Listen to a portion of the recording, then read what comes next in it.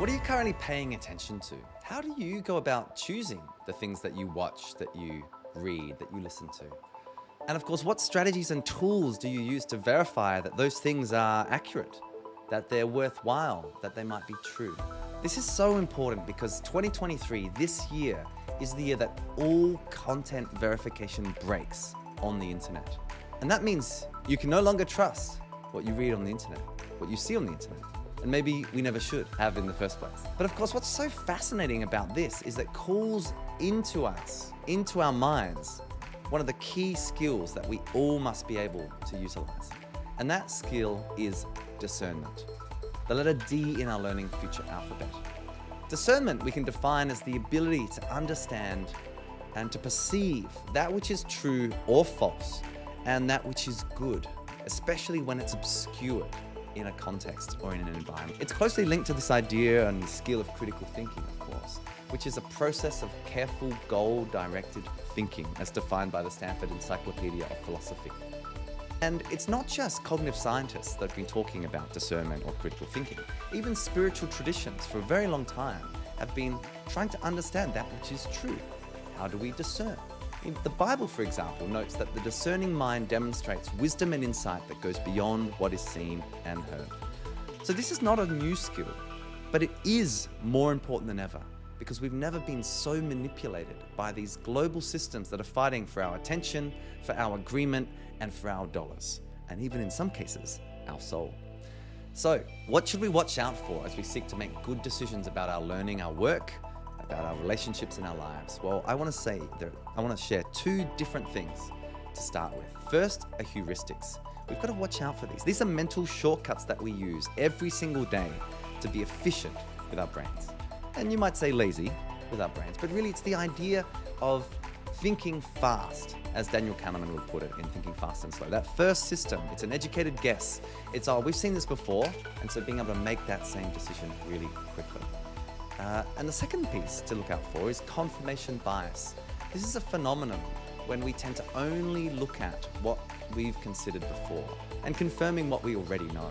It's the idea of saying, well, actually, I believe this, so then going out into the world to find evidence that supports my single belief about whatever the topic might be. It's the opposite of scientific inquiry, which is about trying to disprove your thesis, your view. The great news is that critical thinking, discernment, it prevents us as individuals from being susceptible to manipulation. And moreover, it allows us to solve our problems more creatively, independently, and effectively. This is some wonderful work that was done by Sternberg and Halpern in Critical Thinking in Psychology, which is a book that they edited. And so how do we discern in this modern world? Well, firstly, slow down your thinking. Bring the full force of your mind into action. If you're just scrolling through some social media, often we're not fully present in those moments. Make sure that the environment is actually conducive for good thinking. One of the great acronyms that I love to reflect on is HALT. Are you hungry, angry, lonely, or tired? Because if you're any one of those four things, again, you won't be in the best place to learn, certainly not the best place to remember what you've learned or to discern. And then, of course, there is the process of rational thought and logic itself, which is to say, what are the arguments that are being put to me right here in this news article, in this thought piece, in this perspective that's being shared? You know, where did they come from? Where have they been sourced from? Is there an implicit bias that might be built into these ultimately? And then, once we've taken all of those different viewpoints, tried to disprove our own, then we can reach a conclusion based on our own reasoning. This matters more than ever before, and thinkers for generations, for millennia, have been talking about the power of independent thought. The test of a first-rate intelligence is the ability to hold two opposing ideas in mind at the same time and still retain the ability to function. A beautiful quote by F. Scott Fitzgerald. And so as we think about the schools of the future, this skill must become held paramount. You know, how do we engage in Socratic seminars, sitting in circles, discussing, using the art of questioning, you know, having our co-pilots, our AI co-pilots and tutors helping us to synthesize and to discern what should we pay attention to.